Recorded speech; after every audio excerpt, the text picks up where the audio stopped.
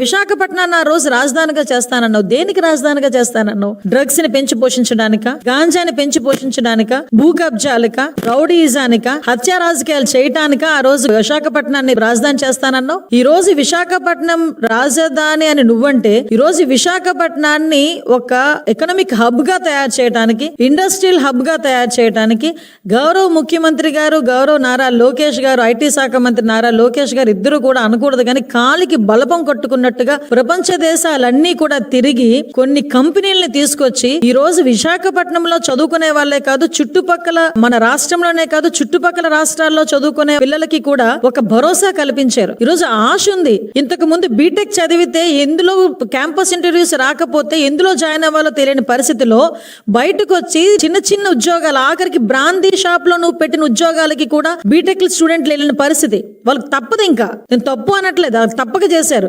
కానీ ఈ రోజు మేము చదువుకున్న చదువుకి తగ్గ ఉద్యోగం వస్తుంది అని ఒక భరోసా ఉంది.